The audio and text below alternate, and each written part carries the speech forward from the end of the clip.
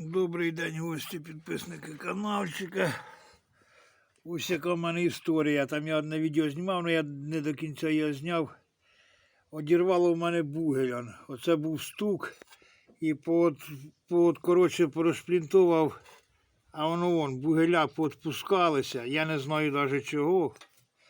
За 3 роки вони отшурували.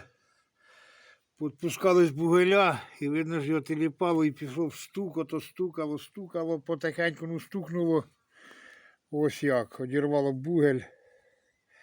Хорошо, що влетів він туди в піддон, на масляний фільтр упав, коротше. Оце з-за цього, видно, стук був. Ну, фільтр тут залоєний повністю був. Я думаю, що воно давлення то є, то нема, таке пропадає. Це я трохи обідрав, ну буду мити все. Про ці вкладиші воно такого стуку ще не було, воно то повигризало добряче як. Це один, десь другий тут ось. Ось другий теж. Ну це теж. Ну це херня, вкладиші то.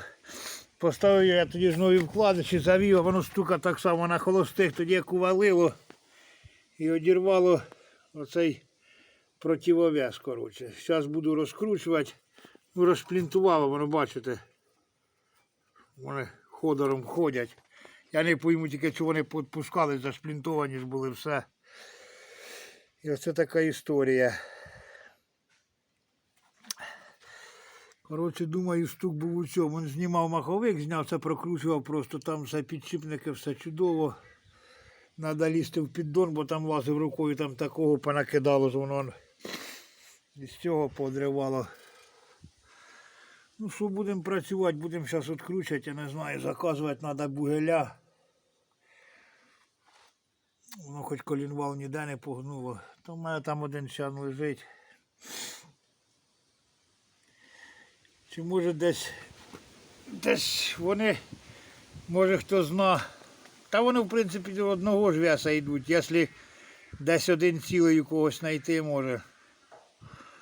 Щоб по-бистрому. Так я таке й не чув, щоб їх переривало.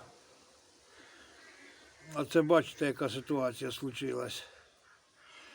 Ну все, будемо щось робити. Всім до побачення, то хотів поділитися за цей стук, що воно було.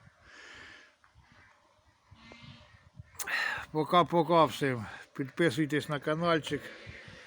Пишіть. Може в кого була така історія, що робили.